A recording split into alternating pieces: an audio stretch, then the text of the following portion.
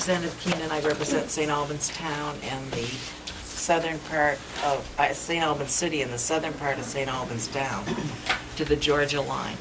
And do you want to introduce yourself? Sure. Dan Connor, I represent Fairfield, Bakersfield, and Fletcher. Carl Rosenquist, I represent the town of Georgia. He continues right on from where I go. That's right. I had some of these welcome to the budget pieces because we do the budget a little bit differently, and you'll hear sometimes, if you look in here, you'll see unduplicated funds, and that means that there's two ways that the money we take in is passed through, but it's passed through into another state agency. So if we get, say, federal money for something, say in healthcare or the Department of Health, and we take it in, we mark it as received, and then we pass it on to a different agency. That's called unduplicated. And when you see that's duplicated. So when you see unduplicated funds, that means really that's what the budget is, without double counting anything. So I'm wondering if, when you go through this, if you have any questions, I'd be glad to answer them, along with my friends up here. And there is a copy of the budget. This is the 2019 budget. And there is language that goes with the budget, which is here. And then this is a cheat sheet. This is what the governor hands out for how he's using the money and what he's got in the budget. So anybody that wants to go through this stuff, please come up and take it, and you can peruse it while we're talking. I'm mainly here tonight as a member of Appropriations to hear your thoughts on the budget and whether you have concerns or you're happy with it. And I usually have Senator Starr here, but he has something going on over in Orleans County, so he couldn't make it, but he'll be looking at the tape. So, I think we could start out and listen to you folks. And I don't know, Catherine, I know, had to leave early. Is she still here? Okay. She left? Okay. I don't have the sheet of who's next. Oh, good. Thank you. Appreciate it. Okay. Carol Lazat. Did I say that right? Yes. Yeah, why don't you come up and have a seat? Actually, it'd be nice if you could pull a chair up. Right here? That'd be great. Okay. Yeah, then everybody can hear you if you're there. Okay, so I just wanted to read my little thing here. My name is Carol Lazat, and I live in Fairfield, Vermont. Thank you so much to the Vermont House and Senate Appropriations Committees for holding this hearing and taking public testimony. I would like to ask that the legislature fund the Expanded Learning Opportunities, that ELO special fund, with appropriation of $2.5 million for the fiscal year 2019. An annual appropriation of $2.5 million would ensure all high-need communities in Vermont could get the financial support they need to make sure that children, youth, families have access to high-quality after-school and summer learning programs. Quality after-school and summer learning programs, they keep kids safe and healthy, inspire learners, helps working families, and support Vermont's vision for education. For the 2016-2017 academic year, the Franklin Northwest Supervisory Union's after-school and summer programs, which includes the town of Swanton, Highgate, Sheldon, and Franklin. We had over 752 students participating in our after-school and summer programs. That's 47% of the Franklin Northwest Supervisory students participating. This is close to half of all the Franklin Northwest Supervisory Union school children attending after-school and summer programs. You can check our website at www.afterschoolprograms.fnwsu.org to see a video celebrating all our programs, and you can get a real good sense of the breadth of our programs. We are supporting education. We're promoting student achievement and self-esteem, keeping students safe, and developing partnerships with community groups and businesses that help to also sustain us. Our Franklin Northwest Supervisory after-school and summer programs are free to all students, but annually there is a threat made to the federal 21st Century Community Learning Centers program funds. School budgets are squeezed tighter and tighter, while public schools are mandated to provide services. And our after-school programs and summer programs, we're part of that school budget, and our funding is annually challenged and questioned. So having a dedicated ELO fund is one way to support education initiatives and benefit all Vermont kids, including those during the out-of-school time hours when youth can have workforce development skills and engage in STEM learning. So again, check out our video on the www.afterschoolprograms.fnwsu.org to see how true this statement is. Vermont currently has no dedicated state funding to ensure that after-school and summer learning programs are available and accessible to all. Help make after-school and summer programs happen for all high-need communities so it can zap all the gaps. There's an achievement gap, an opportunity gap, a geographic gap, and a homework gap. So I hope the appropriations committees will make the financial commitment to support expanded learning opportunities for all kids in Vermont by allocating funds to the ELO Special Fund for fiscal year 2019. Thank you again, and I appreciate the opportunity. What do you do for meals? We have the Agency of Education's child nutrition programs. We have the Children and Adult Care Food Program, which provides free meals. So we're actually providing suppers at our Swanton, Highgate, and MVU schools. And for the Franklin and Sheldon that do not qualify with 50% and higher free and reduced levels, they have the a free after-school snack through the National School Lunch Program for after-school snacks. Great. So your funding currently comes through the supervisory district, or? Yep, the supervisory union, some of the school budgets, and schools like Franklin, our funding comes out of Medicaid funding, and then it's also matched by the 21st Century Community Learning Centers program grant. So there's like title funds, school-wide title funds, also provide the tutoring that happens in our program time, and again, our 21st Century Community Learning Centers federal funds support that. So could you go over the communities again? Swanton, Highgate, Sheldon, St. Albans? Nope, Swanton, Highgate, Franklin, and Sheldon. And that also includes Missisquoi Valley Union Middle School and High School as the regional school. Okay. So it's that, what's that superintendency called? That's Franklin Northwest. Franklin Northwest, right? Yeah, Okay. Franklin Northwest. But that 21st Century grant also is funding Franklin Northeast, St. Albans City Schools, after-school programs, and there's 120 programs throughout Vermont that are getting funding from the 21st Century Community Learning Centers program grant. Is this currently being threatened, as far as you know, in the funding? Everything is. Okay. This is being threatened in the Education Committee? It's being threatened by the federal government as a potential funding source they may cut or eliminate.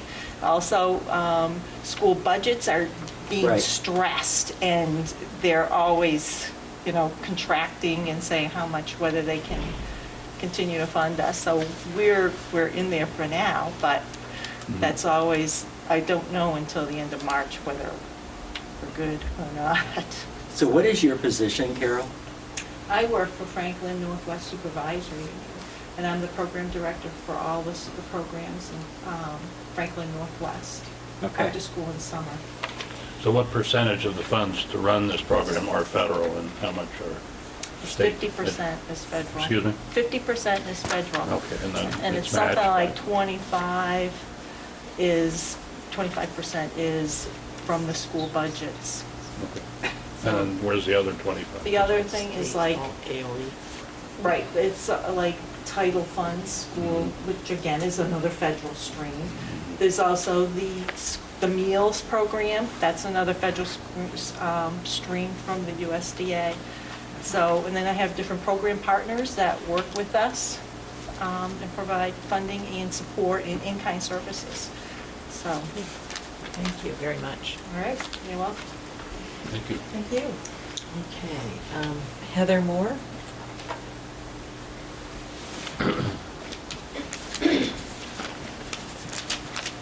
Hello. Hi. So my name's Heather Moore, and I live in Enosburg Falls. Thank you for having this committee meeting today. I'm here to speak on behalf of the 21st Century Community Learning Center, specifically at Missisquoi Valley Union Middle and High School, which, as Carol just said, we get 50% of our funding from the Expanded Learning Opportunities Special Funds that are at risk of being removed from the federal budget this year. In the 7 years that I've worked in the after-school program, I've seen miracles happen. I've seen youth cross the boundaries of cliques. I've seen youth walk through pomp and circumstance that never thought they were going to graduate. I've seen youth build rockets and fly airplanes. Youth in our program learn life skills like how to be an employee, how to cook, and how to explore their interests instead of just give up. Without the confines of the grades, teachers are able to personalize lessons to meet the needs and the abilities of the students in their class. We always do learning, backwards design learning, where the students help design what the lessons are going to be. We do more than just homework in our program. We engage youth in things that matter to them. We provide positive role models, and the food, in our case, is the after-school meal. And that's really important for some of the families that have food insecurities at home. Our students know Monday through Thursday that they have a good, safe place to be until 5 o'clock when we bus them home, and they know that they're going to get food, at least in our program. We also build resiliency, and the students find a great place to fit in. When I asked them today about what was important with after school, some students told me that it was the only place that they can be themselves and not worry about trying to impress anybody. They told me that in after school, it was the only place where they actually made friends because there isn't the time during the school day. We've also created a science fair that had 160 projects. We've sent students who competed in our science fair to Texas to participate in the National Science Fair. The after-school program does really big and amazing things, and it's a safety net for families so that their kids who are too old to be in daycare have a place to be when they're still working. And then we bus them home, which means the parents don't have to leave work early to be able to pick the child up when the child needs to work with a teacher after school or connect with a club. What is the age group for this? It's students 7th grade through 12th grade. 7 through 12? Yep. Thank you. Are there income eligibility to be in this program? We do not Or is have it a open fee. to everyone? It's open to everybody, and there's no fee. Yeah, if we had fees or anything, students wouldn't participate. Thank you very much. Thank you. Thank you. Rachel Cummings? Are you from Charlotte, or do you teach in Charlotte? I'm from Charlotte, but I work at Agewell in Essex, and we provide Okay. services from the Canadian border down to the Rutland border, 4 counties, Addison, Chittenden, Franklin, and Grand Isle. So dear members of the Senate and House Appropriations Committee, thank you for your time and the opportunity to speak this evening. My name is Rachel Cummings, and I'm here to ask you to please increase funding for home-delivered meals and to increase the reimbursement rate for Choices for Care Medicaid.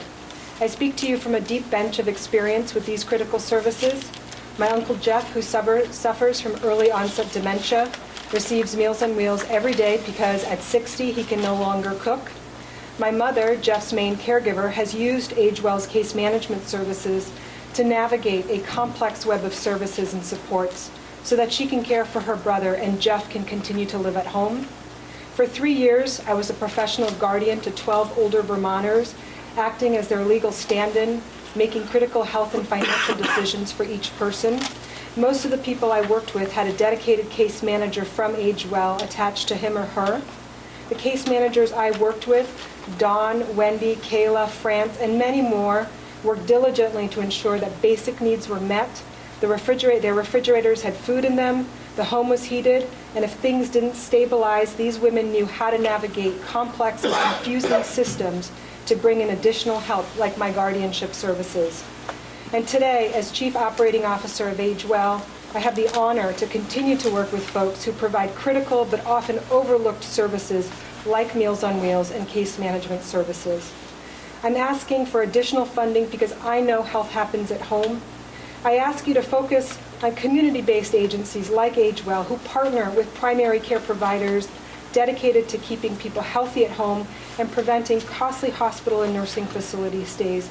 We must employ and adequately reimburse community-based providers to help older Vermonters prevent and manage chronic disease.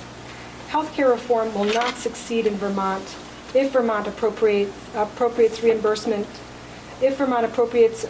reimbursement increases for institutional providers while severely starving the community-based delivery system.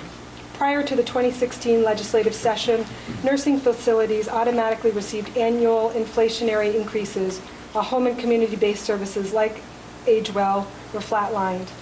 The administration and legislature must commit to and implement the principle of parity in the upcoming appropriations process in future budgets. The General Assembly's 2% increase for community-based providers included in the FY 2017 budget was an extremely important step in that right direction. Thank you. I urge you to focus dollars upstream by adequately reimbursing AgeWell and other community-based services for critical services like Meals on Wheels and case management. AgeWell and other community-based providers are in the homes of older Vermonters every day asking, do you have enough food to get you through the month? Or how are you going to pay for those prescription drugs? We work side by side with clients and their caregivers to connect them to a complex web of services and supports. At AgeWell, we know that our clients in both the Home Delivered Meals Program and Choices for Care program are some of the most frail Vermonters. They utilize healthcare dollars at much greater rates than their cohorts. AgeWell clients use the hospital, emergency department, and subacute facilities at 2 times greater rates than their peers. We also know that once people are attached to AgeWell services like Meals on Wheels and case management services, they stabilize and readmission rates are on par with the normal population. A year's worth of home-delivered meals or a year's worth of care coordination services, even with a rate increase, is still less than 1 hospital readmission, and it's a far better outcome. Our services and the services of our community-based organizations are critical. Before I leave you, I ask you to imagine a world where community-based organizations like AgeWell are adequately funded, a world where we can provide a robust home-delivered meals program and case management services to all who need it because funding has kept pace. Imagine that we can judge our healthcare system not by how many specialists and technologies we employ in one's health, but by how many people avoid seeing a specialist and using expensive technology, because we have met their basic needs of nutrition and coordinated their care, and in doing so, saved our state millions. Thank you very much. Are you moving to a different delivery method where you're not providing hot meals now? So we are going through a nutrition consolidation, and we are through our home delivered program, we have about 16 vendors who provide all of our meals across 4 counties, and we have an RFP that has been put out to consolidate that to 1 vendor. And the reason we're doing that is because we do not have the resources to manage 16 vendors and the overhead around that. And what that means is I can't account for the quality of the food that goes out into the community that we serve. We can't keep up with changing demands for our consumers, and we're not able to tailor our meals to what people need. For example, I can't just most recently, in Franklin County, we needed somebody needed a renal-friendly meal, so where we control certain nutrients and fluids. I couldn't do that. So under a consolidated model, our program will be able to do that. We plan to continue to use a volunteer distribution model, which is our current model, and we plan to move away from the hot meal. I know from being on the receiving end of those meals through my uncle and through the guardianship practice that I had, that most of our clients, when they receive a hot meal at 10:30 in the morning, are putting it on their counter or sticking it in the fridge. And when they go to reheat that meal, I know the quality is degraded. And so moving to a chilled model will help maintain the nutrient value of that meal and the taste of that meal. So it's not moving to a frozen model, it's moving to a program where the meal is rapidly cooled to a certain temperature and then delivered to that client's home. Thank you. Yes, sir. I work with Meals and Wheels out of Georgia, you know. Yes, the And, Georgia Center Market. I was just curious how volunteers like myself Yeah. will access, you know, your consolidated model. I mean, it's very convenient that many of these vendors are located in the communities where the volunteers live. So Yeah. how are you going to overcome that? Absolutely. So currently, every single vendor has a different contract. Some vendors are only doing production of food. Some vendors are doing production and managing the volunteers. Georgia Center Market helps manage the volunteers. So we're going to be bringing that in-house, and we will continue to have hubs in local communities. So while it might not be Georgia Center Market, you can expect a hub where you pick up your meal in those local communities. We're reaching out to each of our vendors, our contracts, to get client information and volunteer information, because that's all information we currently do not have. So I don't know that you're a volunteer at Age Well. I don't know if you've had a background check, Yeah. or if that you've had the proper training and orientation. And so by bringing that under one roof, I can guarantee that I understand who's out there delivering those meals. So I will be reaching out. We were just putting together a plan today. Our go-live date for consolidation is in July. And so the time from when we pick a vendor and understand who we're working with to July is the time that we're going to be spending communicating with volunteers, having them go through orientation, et cetera. So your experience as a volunteer should not change. You will still be delivering meals to your I only do neighbors. it once a month, but, you know. So. And we're grateful for that, yeah. So, Yeah. What we're also finding is our volunteers are aging out of the system. Many of our volunteers are in their 80s and 90s. And so it's a difficult model to keep up. But we are committed to it and looking at ways to increase those volunteer ranks. Thank you. Thank you so much for your time. Carol Willie?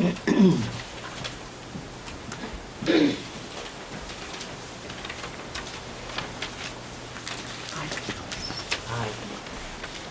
Hello, my name is Carol Willie, and I'm here representing Age Well. And I am a volunteer, and I've had a family member, a recipient of services. And I just want to say a quote off our website. We believe help happens at home and focuses on lifestyle, happiness, and wellness, not age. Thank you for letting me speak tonight. I'm here to ask for increased funding for home-delivered meals for our older Vermonters. Meals on Wheels is one of the many services Age Well provides. It serves a very valuable role in allowing our older folks to remain in their homes as long as they can. My father-in-law received Meals on Wheels for several years following several hospitalizations. If it had not been for those coming into his home on a daily basis, bringing in food and checking on him, he may not have been able to stay home. I'm sure just knowing someone was coming in at 11:30 made a bright spot in his day. But perhaps even more important than the food was the friendly human contact that happened at each time the meals were delivered. Dad was able to stay home because family and neighbors were able to be a part of his care and support system. Just being able to be home with his dog made a huge difference in his well-being. Because Dad was home, he was able to participate in a program at the local elementary school to share his stories and poetry and have an impact on the next generation. He was able to go out to eat, to attend his own church and family celebrations. He even went on a hayride with his great-grandchildren when he was on hospice. He felt a part of what was going on, and he loved it. The meal program is a part of what makes this possible. Vermont has an aging population, and it only makes sense to increase funding for this valuable program. And I hope that this committee will strongly consider the needs of our older Vermonters by voting for this increase so that the elders are able to stay in their own homes, thrive, and continue to be part of their local communities. Thank you very much. Thank you. So what is the increase that AgeWell is looking for? That I'm not sure about. Yeah. Maybe That'd be somebody something else Probably that feel was they're up. lucky if they're level Excuse funded. me? Probably feel they're lucky if they're level Yeah, funded I- at this point. right. Thank you. Thank you. Bob?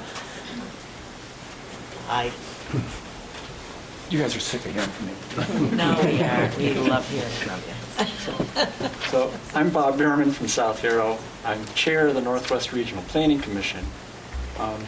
NRPC is one of the first planning commissions in the state to have an enhanced energy chapter certified by the Department of Public Service.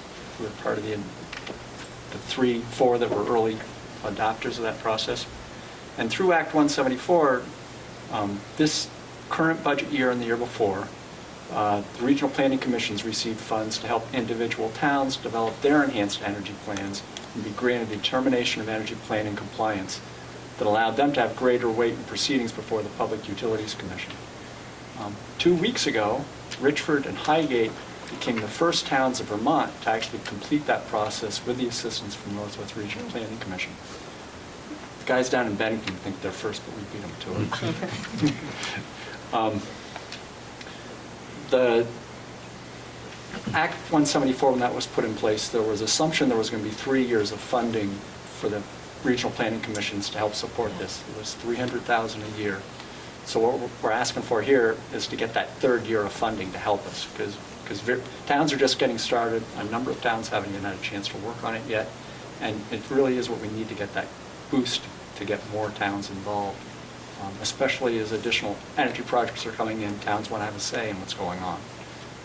You knew that that was an error, right? It was supposed to be 300 for 3 years. Right, well, Yeah, we've got but, 2, we still need a 3rd, so I'm pushing to make sure we get Last it year, in. we'll try to do something. See if this we can year. get it, so it's not, so we're not I asking think in it's July, very we could ask important. before. So I'd encourage us to be able to get that in. Now that I got the floor, I'd like to bring up one more. I'm also represent Grand Isle County on Green Mountain Transit Board of Commissioners. Public transit has typically been level funded for a few years now. And as you know, public transit costs have not stayed level funded. So we've actually been dipping into our reserves, which is not a good place for us to be at. In the process of tightening belts and cost enhancements and everything we can, it's very tight. And transit dollars, a good portion are going to the roads and transit-related things. When you think of public transit, it impacts a lot more than just getting people from one place to another. There's medical trips, there's low-income access, people can't even afford cars. My favorite story is the people I see that are getting tickets for driving without a license. Well, they're driving without a license because they had their DWI, but they can't get to work because there's no other way to get there. It's part of that loop. We need public transit to be able to get them there so they can get out of that cycle of it pulling you down. You've got to at least be able to get them to a job. And the opiate program, the seniors program, the low income, it's just a cycle that public transit just isn't transportation dollars. Is what I'd like you to think of that. Well, you know that we're lacking transportation funding because of the electric cars and the fuel-efficient cars more than what we were before, and that's a problem. That's something that really needs to be addressed, because I think that it's fine to get an electric car, but everybody's subsidizing your travel on the roads, so I don't know what's going to happen. I guess where I like to go back to is, again, with the public transit, it's more than just cars, so maybe we shouldn't even be looking at transportation dollars for some of our growth. Maybe we should be coming out other places Yeah. because of what we're supporting and what we're trying to do. there was a study 2 years ago, 3 years ago, there was a study, and it focused on should there be a mileage rate based on odometers or something, but it didn't go beyond that. Yeah. The other discussion we talked about is should there be a fee on licenses? Should there be a regional fee? Should we, should the Northwest region have a separate, I hate to say the word tax, a separate fee that really covers the transportation in our area? The by town charging methodology we've got is very difficult to do when the transit doesn't just go through your town, it's really getting you to other towns. It's impacting a lot of people. It's not a single focus kind of charge. So I don't know what it's like in the islands, but I know that in Richford, there's like 2 trips a day. You have to come down very early in the morning, go home late at night, and people are trying to work at low-wage jobs. It's very difficult. I give them a lot of credit. Yeah. Well, right now from the islands, we have 1 bus to Alberg, out of Alberg in the morning, and 1 bus back at night. There's no multiple trips. There's no round trips. You can't even get to Burlington from the And that's now. Monday through Friday, correct? That's Monday through Friday. Now, we are going through our route study and analysis, and our newest proposals will at least be able to get you to Burlington, but it's still a long day. But at least you can get to Yes, Burlington and it get is. back. Right now, you can get there, but you can't get back. And you have a special services bus, do you, for Medicaid transport? In the islands, we have Cider. Yeah. When you're talking about Agewell, Cider really does all of that stuff for the islands. That's great. So again, there's a question, do we expand that to include other transit as opposed to just the services rides? So how many days a week do you have? I know there's a bus that stops in Georgia, because there are some people that come up to work at the recycle center in Georgia. And they come up from Burlington or South Burlington. Yeah, there's a commuter, the link buses that go from Burlington to Alberg, or out to St. Albans. Okay, and Georgia's one that 3 times a day, stops 4 there. times a day. And how many days is that? How many- Everything is Monday through Friday. Yeah. For our region, for the commuters. But there would be only 1 trip a day, or more than that? Or what? For those links? Yeah. There's 2. There's 2 in the morning and 2 in the afternoon. It's just, the islands just break down Yeah. rapidly. Okay, thank you, Bob. Sure. Hey, would this help if I Yes, give you anybody two? that would like to leave their information up here, we will be sharing it with the other members of the committee. Thank you. Thank you. Thank you. Heather Wilson. I didn't want to- Oh, that's good. Should I wait a moment?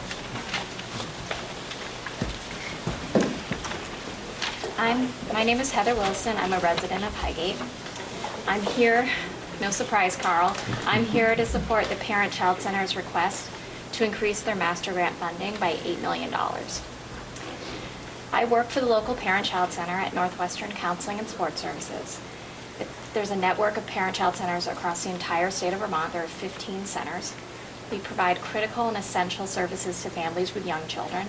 So now we're talking about the opposite end of the spectrum, age well, now us.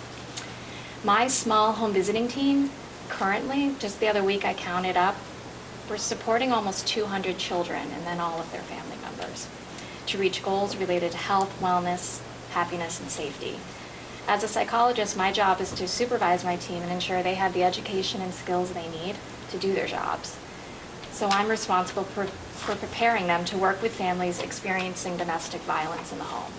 I'm responsible for preparing them to work with pregnant mothers and families struggling with alcohol, opiates, and heroin. I'm responsible for preparing them to teach about child development, behavior, and parenting when families are living in poverty and struggling with homelessness. Working in a parent-child center can be incredibly rewarding, and I'm happy I've chosen it as my career path. However, parent-child centers, or PCCs, are struggling with the demands and lack of funding to reach desired outcomes. PCCs provide state services, but they do not receive adequate funding from the state of Vermont to do that. The estimated retirement benefits gap is almost $2 million, $1.95 million. 5 out of the 15 PCCs, or 1/3 of the centers, cannot afford to offer retirement benefits at all. The health insurance benefit gap is approximately $771,000. 3 of the 15 PCCs, or 20%, cannot afford to contribute towards health insurance for their employees. The greatest funding gap is seen in salary. The estimated salary gap is $5.3 million. As someone who's often hiring and searching for the right employees, I can testify to the challenges PCCs face with that. We have compared our salaries to individuals with the same education and the same degrees and credentials to individuals who are employed in education and the state government. On average, PCCs are 30% below state and education rates. So if you're a social worker, you can earn almost $17,000 more a year if you don't go work for the PCC. If you're an early childhood teacher, you can earn $14,000 more a year if you choose not to work for a PCC. With college graduates facing hefty student loan bills, they're often not applying to work at parent-child centers because of this pay discrepancy. Or when they do, they'll leave to go seek higher pay elsewhere for their families. So I wanted you to acknowledge me and acknowledge the value of the parent-child centers I'm presenting here in your community and across the state, and how $8 million would ensure we could continue the important and vital work we provide. What is your current budget? Current budget. For the parent-child center, I can find that for you. I'll get that It's a for you. state budget. It is a state budget. We do have a master grant specifically for that, and I'm part of a larger organization that also has many other grants pieces. Mhm. And you said It's larger very- organization, meaning the Designated, Northwest? designated mental health agency, Northwestern Right. Counseling and Support Okay. Services, yeah. We are the only parent-child center embedded in such a Within- large within, agency. the designated agency, Yeah. right? Do you get a grant from Prevent Child Abuse? Well, I know you. So this is 8 million in addition to what? Currently, the entire state of Vermont, I can tell you that master grants, currently the budget for all of the PCCs is 2 million. So they're asking for 8 million to bring us up the entire state to 10. That's how underfunded it is in those 3 areas. And that's basically so we can support the staff to do the work that we've been asked to do and we're contracted to do. So your people didn't get anything of this? We made an adjustment to the designated agencies Yes, last year, that I did believe. apply. Excuse me? That did apply a little Yeah. bit to our Okay. staff, absolutely. I think across the state of Vermont, it's really hard to compare sometimes our own agency to the very small parent-child centers Mhm. where they don't have retirement plans Mhm. or health insurance, that's Sure. contributions. So we Where come does- from a different place here.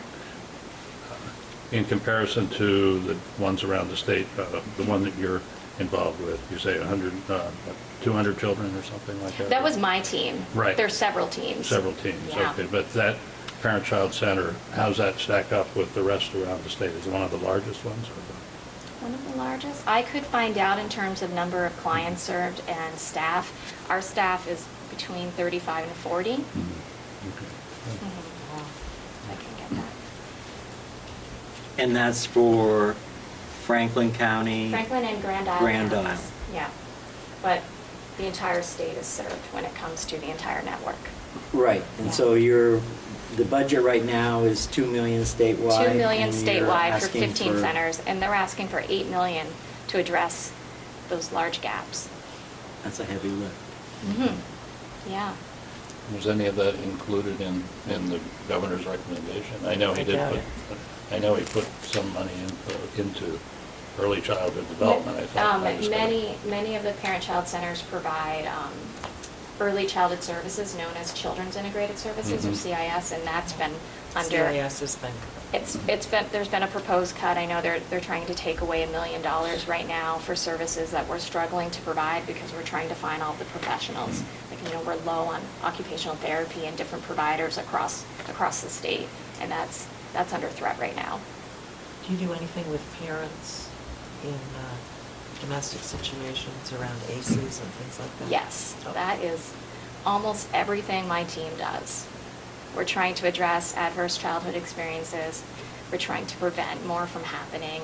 We have a multi-generational approach. We work directly with grandparents raising grandchildren or great-grandparents. Be ready.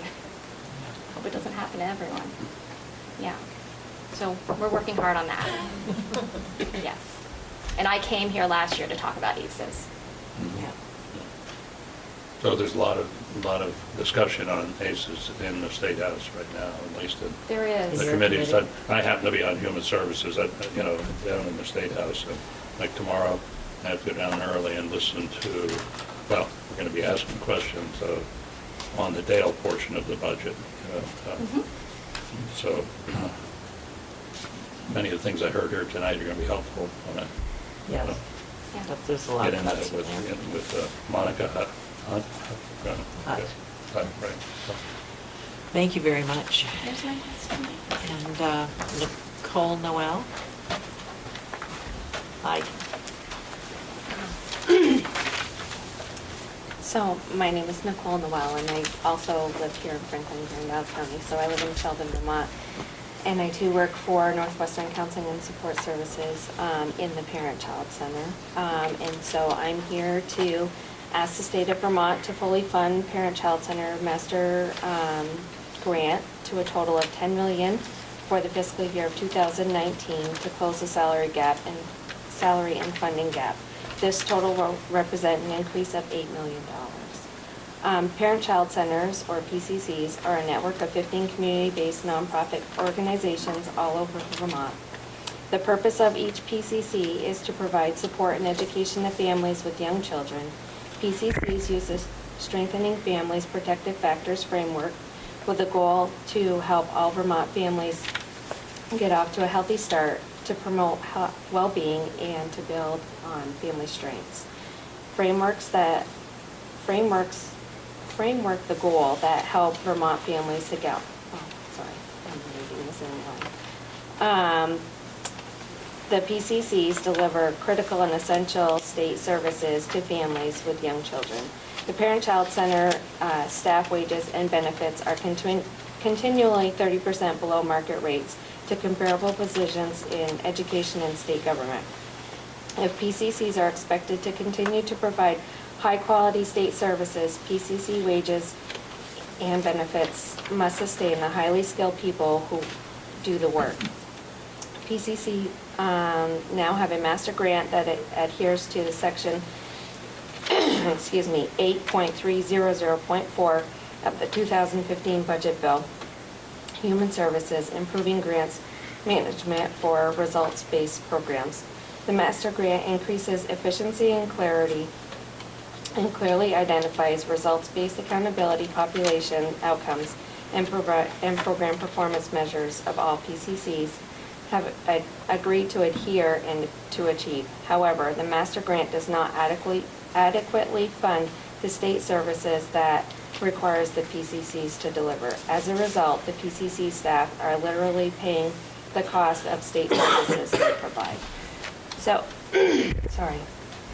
I am the team leader for the early intervention program as one of the programs in the Parent-Child Center. And we're a federally mandated special education program. So we work with children birth to 3 and their families who are experiencing developmental delays. We do home visits. We connect families to community supports, and what we do is we help prepare children to hopefully give them a better start, that they may not need special education services as they get older and graduate from our program. So we're hoping to provide that support at the beginning so that we're not paying more for special education services as children get older. Where do you get your referrals from? We get them from all over. Most of our referrals come from pediatricians. They come from child care providers.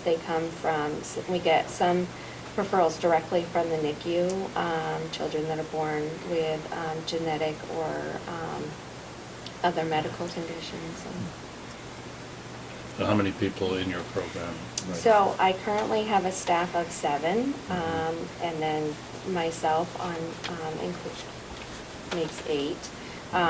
Right now, I think doing this month's child count numbers, we have about 98 children that we're serving on treatment plans, and that's just birth to 3. That's just one, I'm sorry, That's just birth to 3. Earth to 3. Thank you very much. If you have anything you want to leave us, Yes, I do. I'll share it with I the have rest of the this. committee. I also printed off, and I don't know if this would be helpful, we have a couple of stories Oh, that would be good. from our families that have impacted, that Parent Child Center has impacted. Okay. These are all yours right back here.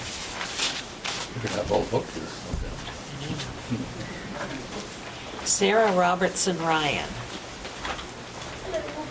Hi.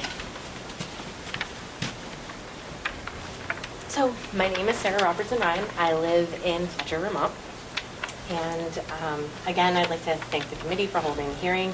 I'm asking that the legislature fund the Expanded Learning Opportunities, the ELO Special Fund, with an appropriation of $2.5 million for the fiscal year 2019. Carol talked a lot about some of the stats. I'm going to talk a little bit about myself and then about my career choice and kind of what I see there. Since the school day doesn't span the length of a typical workday, after-school programming is essential. It is absolutely necessary for my children to have a safe environment for childcare, and having a chance for expanded learning opportunities will ensure that my children don't fall behind their peers academically. I chose to live in Vermont, in Franklin County, because I wanted the space for my children to connect with nature and enjoy a small-town community connection. I don't want this to be at an expense of their academic or social success. If programs weren't offered in my community, due in large part to my helping arrange such, I'm not sure we would continue to have both my spouse and I work or continue to live in rural Vermont. Many Vermonters feel the same way or are already stuck in making the hard choice of continuing a career or moving to a new location. Expanded learning opportunities and childcare are crucial to growing families. In Governor Scott's budget address, he spoke about creating the best cradle-to-career system in the nation, giving our kids the brightest possible future and attracting more families to all areas of Vermont. One way to accomplish this would be focus on supporting educational initiatives during the out-of-school time hours where all Vermont youth have access to opportunities such as STEM learning and workforce development skills. For every dollar spent on quality expanded learning opportunities, Vermont gets back $2.18 in long-term savings from reduced criminal activity, substance abuse treatment, as well as accruing benefits from increased high school graduation rates and work productivity. You'll have families like my own stay in Vermont because we have safe, essential, and beneficial opportunities for our children to excel and not fall into the achievement gap. I very much appreciate the legislature's support of education initiatives that happen in and out of school. And I hope the Appropriations Committee will make the financial commitment to support the ELO Special Fund for fiscal year 2019. So that's my story. My story is I live in Fletcher. I have 2 young children, and we didn't have an after-school program. And my husband and I were seriously considering what would happen if I didn't have a place for my children to go during after-school time. So that's what happened to us. That being said, I also am the school age director for the Greater Burlington YMCA. So we have 15 after-school locations, 7 summer locations. And I have communities calling me, at least once a month, asking how the YMCA can help provide after-school programming in their communities. Just so far this year, I've had Newbury, Groton, Caledonia, Woodbury, Braintree, Westford, and Fairfield asking about how we can help. So what the ELO Special Fund would be able to provide is funding for high-needs communities, for communities that there's a gap in providing any sort of after-school or out-of-school time programming.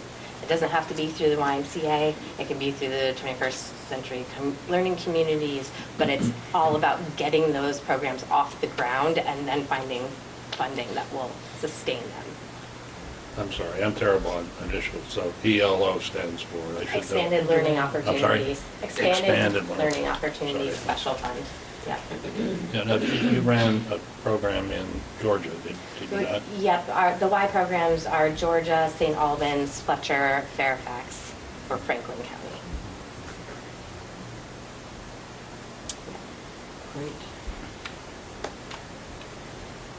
Thank you so much. Yeah, no worries. I've got those towns on the back too. So Great. that's where I remember seeing you. Were you down State House when we met, or? Yep, I'll see all of you on Friday, because we have the after-school summer and summer Okay. learning day. So that That and was it, on okay. the Child Care Action Team Committee for Grand That was it, Isle okay. and Franklin County. So, thanks, Carl. Kathy Kneebone was next, but I don't think she's here now. I saw her. Heather?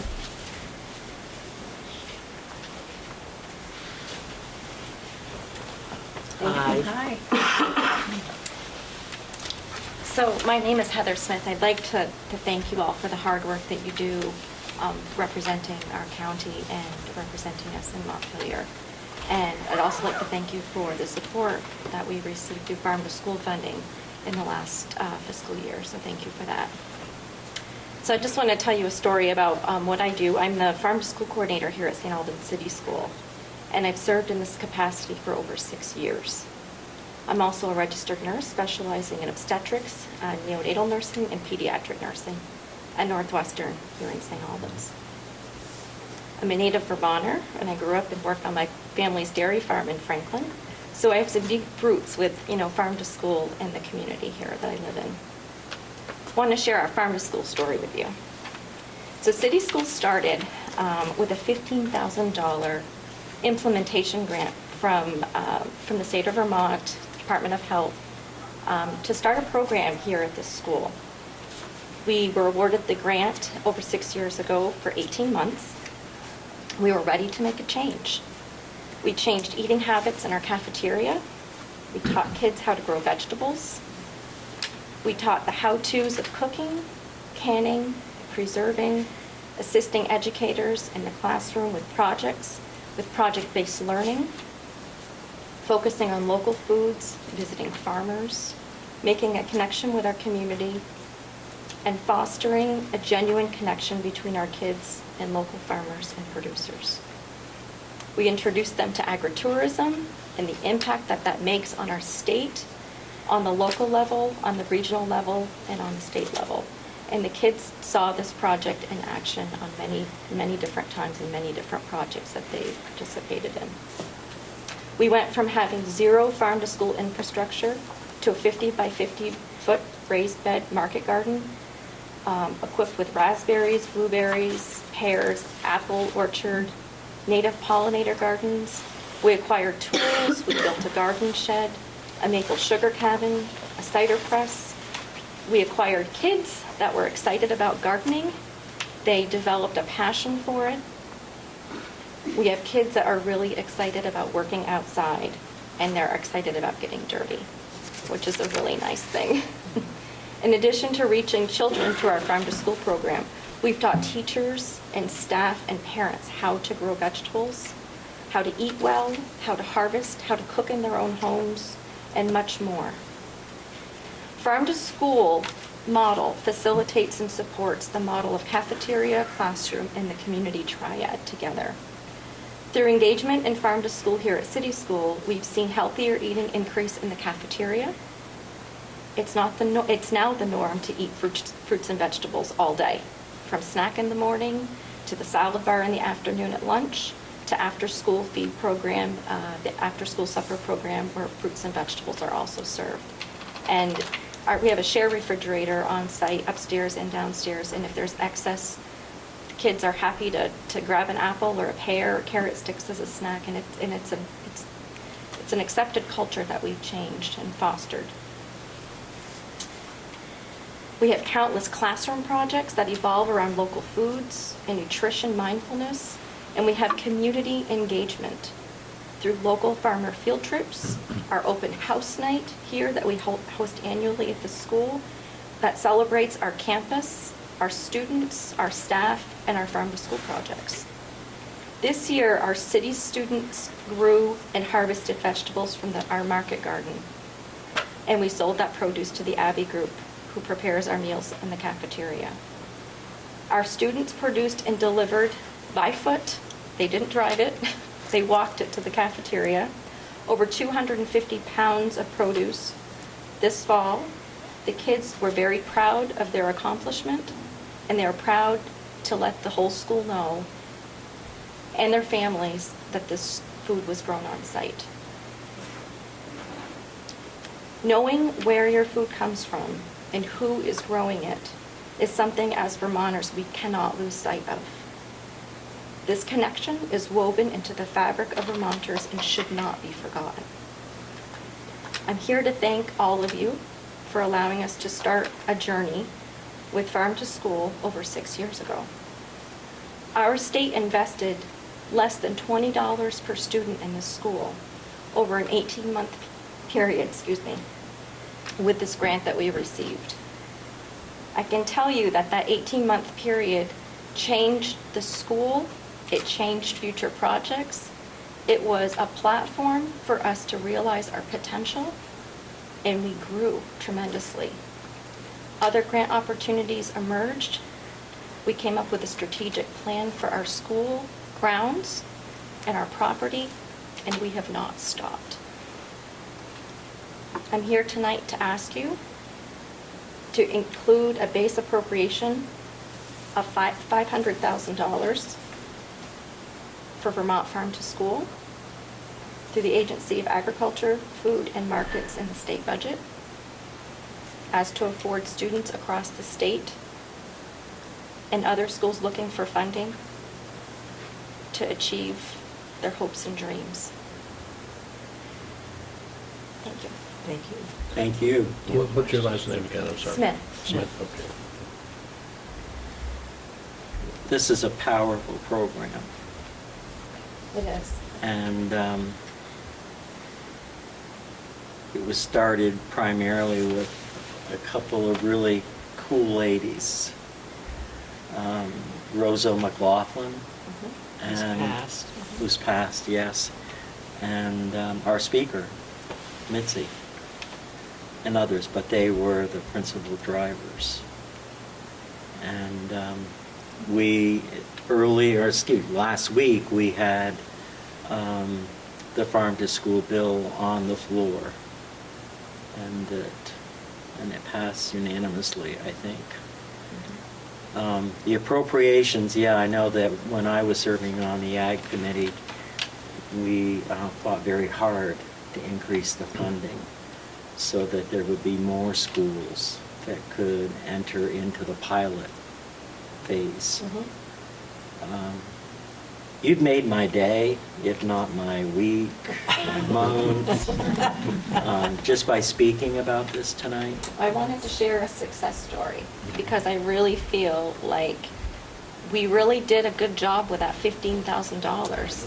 And I think that Vermont is one of the states, aside from Alaska, and there's a few more emerging, that are the leaders in Farm to School. We don't just do it, but we do it well. And it's something that our state really needs to be proud of. And all of these kids, doesn't matter if they come from St. Albans City or from Fairfield or from Franklin, that they one day are going to be our producers and our farmers. And they're going to be the ones who are kind of leading the way in agritourism. And they're going to be, they're going to be the epicenter of that. And if we don't teach this and foster this and grow this, then it's going to dissolve, it's going to dissipate, and that part of our economy is going to suffer. I know you don't want me to take up too much time, but back in the 1980s, I taught a course at high schools. And I said at that point, and this is in the very early 1980s, that we are raising a generation of students that think that milk and meat are born in a Grand Union. And back then, Grand Union was a store that, was well branded. They have no connection with the jeans that they're wearing, that was actually grown in fields. And Farm to School is an absolute program. And Fairfield today, when I was growing up, we were all farm families. Today it's a bedroom community. So it's even more important that we have the Farm to School program. So thank you. It's fine. Any other questions? Thank you, Heather. Thank you very much. Thank you, Heather. Thanks. Do you want to leave anything with us to share with the rest of the committee, or? I'm gonna forward our website, our Farm to School website. Okay. In an email. Good enough. Nina Hanson? Well, I'm glad you're so excited about Farm to School. Yes. So the trip we did, we did. Hello, my name is Nina Hanson, and I'm lucky enough to have been part of that grant 6 years ago. I'm the vice president of the Abbey Food Service Group, based here in Sheldon. We are a local Vermont company that has grown into 3 states, serving over 120 schools. And currently, we serve thousands of Vermont school children, pre-K to 12, breakfast, lunch, suppers, and summer meals.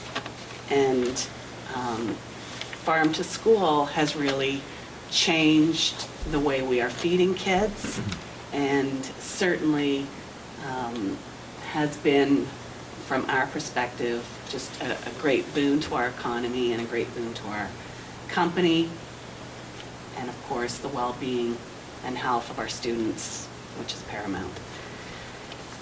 So tonight, I'm here to thank the legislature for past investments that they've made in Vermont Farm to School, and to echo what Heather has said with a request for consideration of $500,000 to the Vermont Farm to School.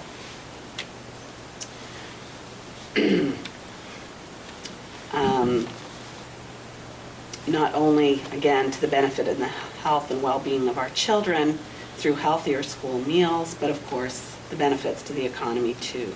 It is truly a win-win situation for our state. We've made huge strides in the past 15 years that I've been feeding Vermont children, but we are not out of the woods yet.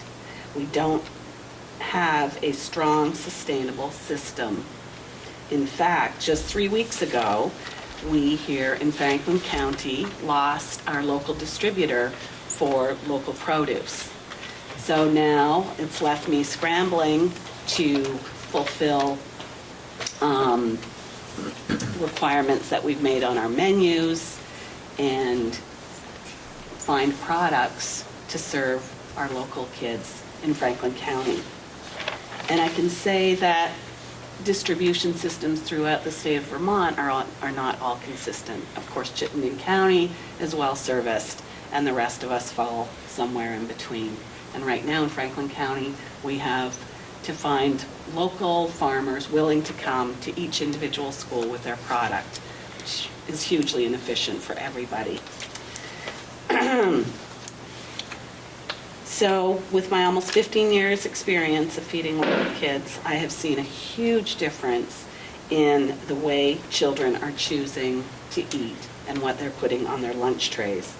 Children are becoming much more engaged in what they're eating, and they're much more receptive to trying new tastes. They're eating healthier.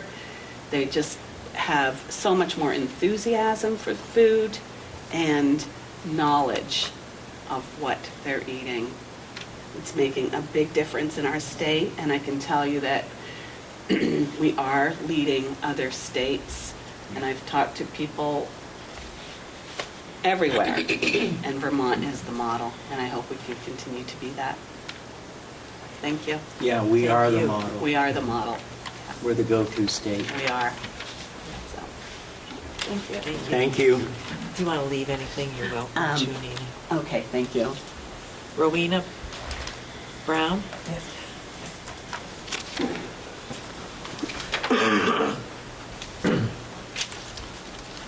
I'm Rowena Brown. I'm from Richford. I'm the Regional Planning Commissioner representing Richford, and I'm just here to echo what Bob had said about the energy planning that really helped out Richford.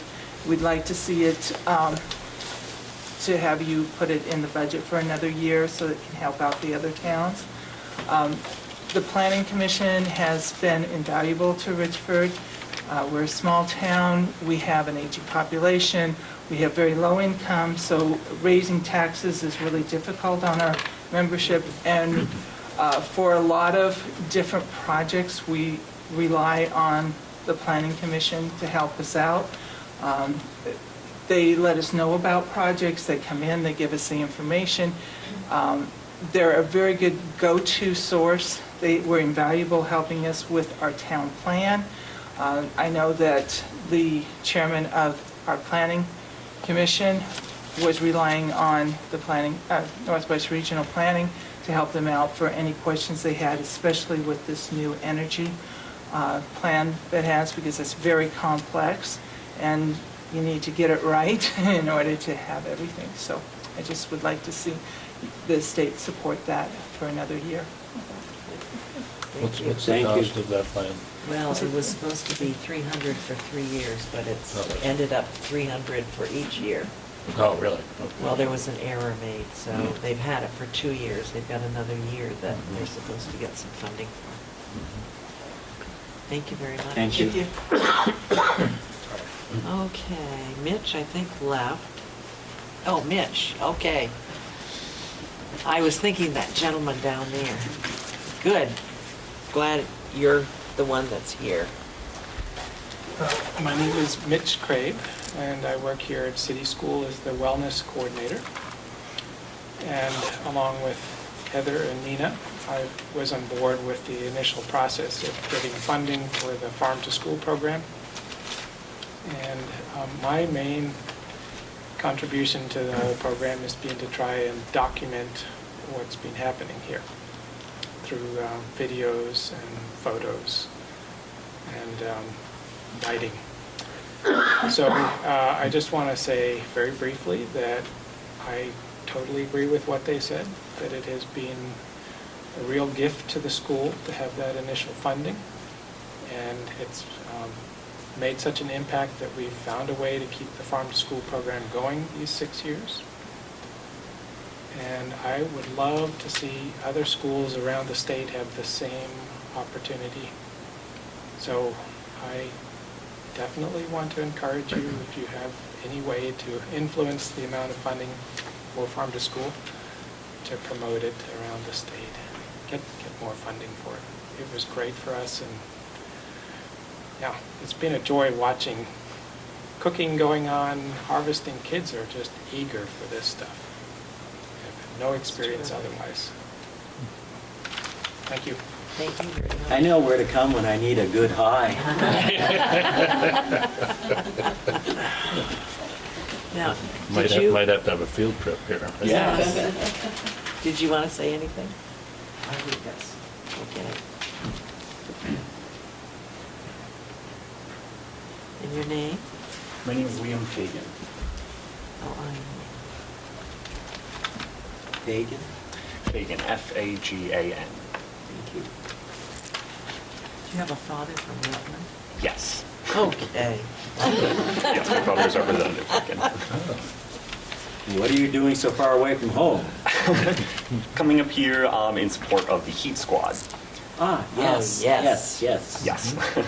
So made the drive up today to support the request for $250,000 in state appropriations for the continuation and statewide expansion of the Heat Squad program from NeighborWorks of Western Vermont. So the Heat Squad currently serves Addison, Rutland, Bennington, Windham, and Windsor counties, and will be expanding to the Northeast Kingdom this coming spring with the main goal of expanding statewide so we can provide this service to all Vermonters. Heat Squad helps homeowners save money on energy bills, have healthier and safer homes, and increase comfort while decreasing their carbon footprint. Heat Squad can help with all aspects of energy efficiency, including lighting, appliances, air leakage, insulation, heating equipment, heat pump technology, solar, and hot water systems. Heat Squad helps revenue stay local, supporting local contractors and generating jobs, as well as helping prevent money that would have been spent on bringing fossil fuels into the state stay closer in the local economy. The program is open to folks of all income levels, and is vital for low and middle income homeowners who bear the highest energy burden. Heat Squad is a unique program with high levels of customer service, offering low-cost energy audits, objective advice, referrals to trusted contractors, in-house lending options, and access to state rebates with assistance from the beginning of the process all the way through the end. So much like a car, your home needs the occasional tune-up to ensure it's running as safely and efficiently as possible. Your Heat Squad Energy Advisor serves as your repair person, helping you understand what your home needs and guiding you through the entire process to ensure that you feel safe and comfortable in your home. The Heat Squad plays a vital role in reducing Vermont's greenhouse gas emissions and should be available statewide. So again, that's why I'm here today, asking you to support the request for $250,000 in state appropriations for the program. I tried to do that last year. Yeah, we were supportive of Yeah. that. Yes, definitely appreciate it. Doesn't mean we'll try again. Is there a fee for, a certain fee according to income? There is, yes. The energy audits are $150. But dependent upon income or not? You say 100? Not dependent upon Okay. income. So the normal market rate for an energy audit, minimum that we've seen is around $300. Usually somewhere closer to $450. I know when some of your group was at the State House, I was speaking with one of them, and they were saying they're working to expand up here to Franklin County at this point, but hadn't really have the infrastructure yet to do it. Exactly. How do they integrate with somebody like Efficiency Vermont? Is it a competitive, I mean, are they sort of a totally separate agency, or do they have any relationship to each other? We partner with Efficiency Vermont a great deal. Not competitive in any way, as Efficiency Vermont is, administers the rebate program. So for every homeowner, there is about $2,000 available to get insulation and air sealing done. And that's done through Efficiency Vermont. And so we're the energy auditor that can help both, see where your home currently is, help you through the process of getting upgraded, and then helping you get access to those rebates from Efficiency Vermont. Regarding the weatherization agencies, one of the things that we ask when folks are signing up for an energy audit is the number of folks in their household as well as their income level. Those are obviously optional questions, but what that helps us determine is if they're eligible for the weatherization assistance program, and if they are, they're always guided to go there first, as that's going to be their least expensive option. It sounds like you do solar as well. I mean, planning for solar projects as well with individuals or not? What we can help is a homeowner understand whether or not solar is going to be beneficial for their energy bills. There's a whole lot of things to balance when you're thinking about your entire energy use. So if you do something like get your home insulated and it has the proper layout, it might be beneficial for you to get heat pumps and run them off solar electricity. Obviously, that's a big decision when you're talking about multiple of tens of thousands of dollars. Yeah. So we serve to help homeowners understand, how that process works. Is that going to be beneficial to me?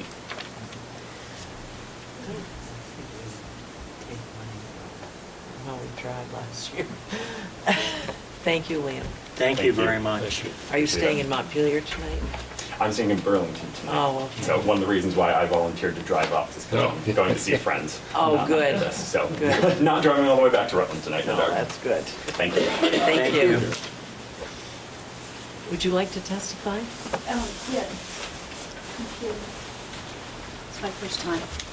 And it would be refreshing that I'm not asking for any money. I had a comment. My name's Rachel Carr, and my family manages some government subsidized housing projects. For a while, we had 5, and we currently have 2. And I just wanted to speak for my tenants against the carbon tax. I just wanted to kind of give you a little information. So because I do the books for them, figuring out their, income and medical expenses and so forth, that figures out their rent. I see what a shoestring that they're on, and that they're,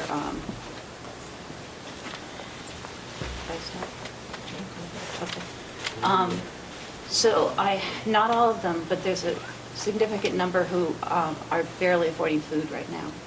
And from what I've read about the carbon tax and the plans for how they would give the money back, it wouldn't affect my tenants. It wouldn't help them.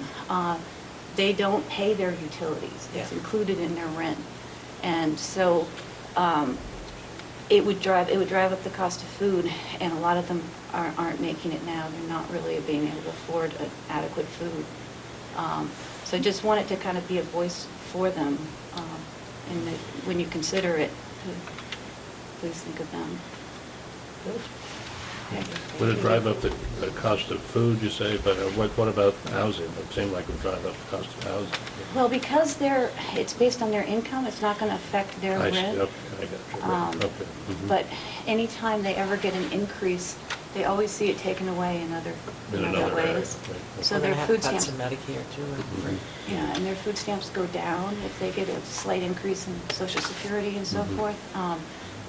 What they have to pay in Medicare goes up, and they can't afford the food now, and it's no doubt it would drive the cost of food up. So where are your housing projects? Currently, we have one in Salem City and one in Fairfax. Thank you, Rachel. Thank you very much. Would you like to testify? Sure, I'll give it a shot. I think we should hear from Rusty. Tell him. My name is Lizzie Sheehan, and I'm a new resident of Georgia. So I really came here to learn about what some of the interests are in the appropriations of funds. And I'm a big proponent of infrastructure, but not the kind of infrastructure that most people think of. I'm a proponent of the infrastructure of the people. And I see all these people who are bringing up their issues all deal with our people, the very fabric of our society in Vermont. And to me, that's the highest priority we should have, is investing in our children, taking care of our elders, investing in our farmers and the produce that comes to the schools. So here, and our energy as well. I mean, I could go through the whole list of people that spoke, and it was wonderful to hear from all of them, and I love learning more. So thank you. Good. What's your name again? I'm sorry. Lizzie Sheehan. Sheehan? Sheehan, yes. Sheehan, okay. Thank you. Thank So how long have you lived in Georgia? We moved up from Essex Junction in July. Okay. July. So you were one person, I didn't knock on your door, probably. No, I haven't met Okay, you all right, yet. okay. On Bradley Hill. Okay. all right. Okay.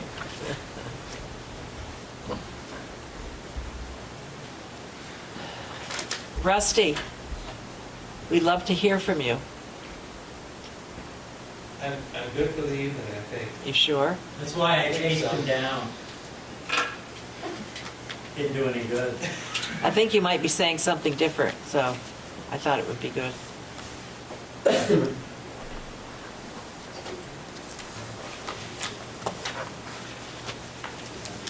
Well, Is that the list? I think that's the list.